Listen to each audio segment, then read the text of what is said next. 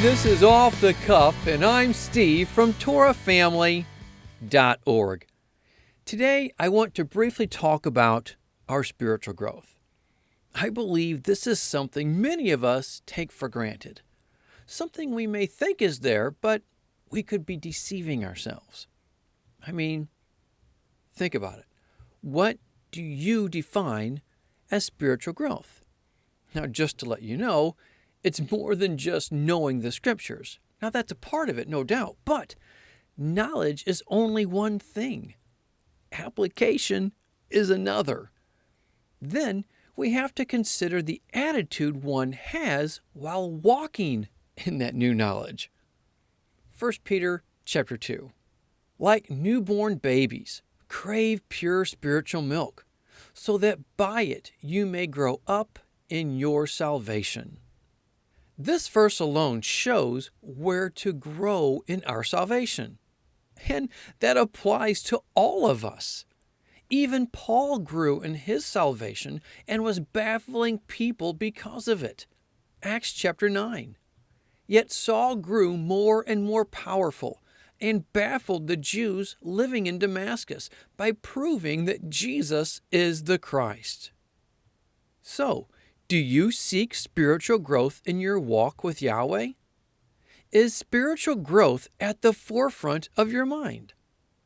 Is there anything in your life you're trying to grow in more than in your walk with Yahweh?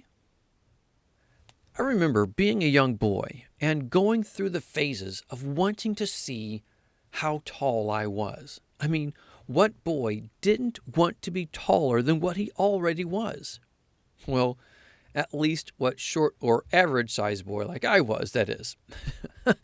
But that's something that's really in all children, wanting to grow, wanting to be taller than the rest, right? Years ago, we had a specific wall where we would mark the height of our children. And it was so funny because there were times when they measured themselves with each other every day to see how they had grown. I mean, every day they'd wake up and go look at how much they had grown overnight. I mean, immediately, the second they would get up, let's go see how tall we are. It was just so funny. I mean, they were so funny to watch, the zeal, the passion of wanting to see how much they had grown. Then they'd go a couple of months or so and not think about it at all. But the second that one of them thought about it, all three of them would gather around that section on the wall with anticipation to see how much they had grown. It was always fun to see the smiles on their faces when they saw how much they actually had grown. And it was fun to see how they were excited for one another just the same. Isn't that how we should be for one another in the faith? Absolutely. 2 Thessalonians chapter 1. We ought always to thank God for you, brothers, and rightly so, because your faith is growing more and more, and the love every one of you has for each other is increasing. So yes, we should be excited for one another in their growth and encourage it just the same. In talking about our children and how they would go to that wall to check their height all the time, the funny thing is, that same thing still happens today. It's so funny. Now, I remember one year that our oldest daughter had grown over 6 inches. I mean, she was so excited about it because she was catching up with mommy, right? And it was like she was finally reaching that goal that she had been wanting to attain for so long. But then the day came when our second oldest outgrew our oldest. Oh, how our oldest was just in tears over it. And now our youngest is on par to outgrow the second oldest. He literally just grew 1/4 of an inch in 2 weeks. I don't even know how that's possible, but he did. 1/4 of an inch in 2 weeks. But it was proof right in front of us that he had been growing. Now, when reflecting on all this, I started wondering about the believers spiritual growth? Is it something we get excited about? Do we measure ourselves from where we were months before or even a year or two before? And do we get excited for others in their growth? Or do we get jealous of their growth? Now think about that for a moment. I know it may sound silly, but it may not be as silly as we think, because in the natural, think of when we were younger, just like my oldest daughter. She wanted to be the tallest. But then when she was outgrown by our second, well, she was upset. Do we get like that when someone surpasses us in the spiritual? In your growth, what else are you allowing to grow in you towards others? Spiritual growth is something that should be happening in our lives every day. But we can't forget, weeds are spiritual too. Hebrews chapter 12. See to it that no one misses the grace of God, and that no bitter root grows up to cause trouble and defile many. In reality, just like we can see physical growth in children, people should be able to notice our spiritual growth as well, whether that growth is for the good or for the negative, at least to some degree.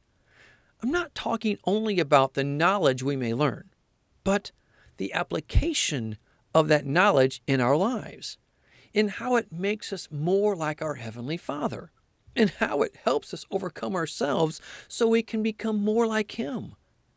The scriptures even show how Yeshua grew when He was young. Luke 2:52. And Jesus grew in wisdom and stature and in favor with God and men. Can this be said of you? Ask yourself the question and be honest. Have I grown spiritually for the positive in the last year? How can you know if you've grown? Well, are you still struggling with the same temptations? Do you still struggle with the same attitudes? Do certain things make you respond the same way you would have before? Don't get me wrong. There will always be battles. But it's kind of like school. We should graduate to the next grade eventually, right? I mean, same subjects in the next grade, just at the next level up, right? Just as a weightlifter will notice his abilities to handle heavier weight as he continues his routine over weeks and months. Likewise, we should see our spiritual growth as well. It won't come overnight, but it should still come. And weightlifters don't always keep the same routine. Many times they adjust to better keep themselves in balance. The problem is, many don't concern themselves with balance. Have you ever seen a weightlifter who has massive arms, but that's it? Sometimes I can see believers in the same light. They only work on one area of their life while the rest of their life is struggling and weak. But the problem is, they're so focused on their strength, they can't see all the areas where they're weak at. And sometimes, even though they see it, they feel their strength compensates for it. But I'll tell you right now, it doesn't. You may be strong in this knowledge or that, but how are you at giving grace or mercy to others who differ with you in that knowledge? How are you at showing love and compassion? Ephesians chapter 4. Instead, speaking the truth in love, we will in all things grow up into Him who is the head, that is Christ. From Him, the whole body, joined and held together by every supporting ligament, grows and builds itself up in love as each part does its work. In all things, grow up. Physical growth to a child happens without effort, but sometimes there can be growing pains involved. And likewise, our spiritual growth may come with pains at times just the same. It's the process of putting our old self to the side so the Spirit can truly work within us. Now, you may have been in the faith for a super long time. That's great. But please don't stop growing. Never let your zeal for growing in the Father stop. Never let your excitement for His Word fade. Don't ever think you've come to a point where you've learned it all. You've attained this level and you've attained that. You're so much higher than everyone else. No. Always look to see where the Spirit is working in your life for you to grow deeper and stronger in Him. Get excited about it. Just like the children, when they get excited about how they're growing. We've got to have that same excitement for our growth too. Watch and listen to Him as He speaks. Grow in Him every day. Grow in Him today, every day. Don't ever let a day go by where you're not trying to grow stronger in Him. Don't ever let a day go by where you're satisfied with the status quo. Don't ever let a day go by where you're thinking, I'm fine. I don't need to go any higher. I don't need to go any stronger. No, we always have to grow stronger in Him. We will never attain where we should be until we're on the other side of eternity. Don't ever let any kind of emotion inside of you keep a feeling of, I'm okay. Because we're not. No matter how strong you are, no matter how much you have grown, you are not where you are called to be. We're called to be deeper and stronger no matter where we're at. I can't underscore that enough. We are never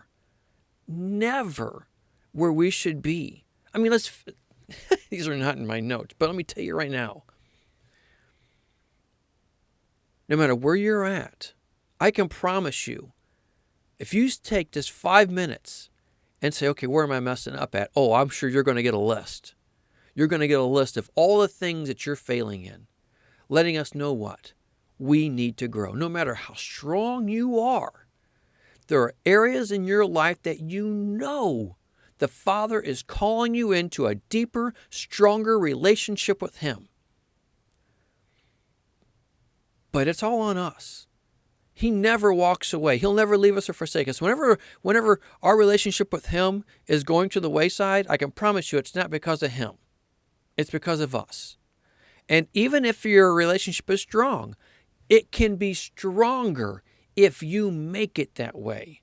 Draw near unto Him and He will draw near unto you. I'm preaching, sorry.